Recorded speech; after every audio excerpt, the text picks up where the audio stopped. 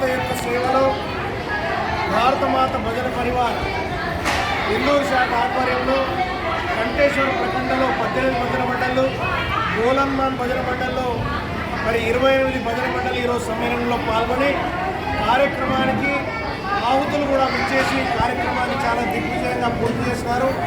ఈ కార్యక్రమంలో పూర్తిగా మాతృశక్తి ద్వారానే మరి హిందూ రాష్ట్ర నిర్మాణం సాధ్యమవుతుందని, తల్లే ప్రథమ గురువు కాబట్టి ఛత్రపతి శివాజీ మహారాజ్కు విజయాబాయి అందించినటువంటి వీరమాతగా మరి ఈరోజు చరిత్రకెక్కినటువంటి చరిత్ర భారతదేశంలో ఉంది కాబట్టి అటువంటి వీరమాతను కన్నటువంటి జిజియాబాయి స్ఫూర్తితో ఈరోజు మహిళలందరూ మాతృశక్తిగా తయారై హిందూ రాష్ట్ర నిర్మాణానికి, భారతదేశాన్ని విశ్వగురువుగా నిలపడానికి ప్రయత్నం చేసే భాగంలో మరి భారతమాత పరివార్ సంయోజకులైనటువంటి వైట్ల సుబ్బారావు గారి ఆధ్వర్యంలో మరి అదేవిధంగా సంయోజిక మేఘా సుబేదార్ గారు మరి ఈ కార్యక్రమానికి విచ్చేసినటువంటి అనేక మంది, పోతు గణేష్జీ గారు కూడా ఈ కార్యక్రమంలో విస్తృతమైనటువంటి కార్యక్రమాలు నిర్వహించేటువంటి ప్రాధాన్యతకు వారు ముఖ్యంగా ముందు నిలుస్తూ ఇటువంటి భజన పరివార్ను సహకరించినందుకు పేరు పేరున ప్రతి ఒక్క హిందూ బంధువులందరికీ కూడా ధన్యవాదాలు. బోలో భారత్ మాతా కీ జై.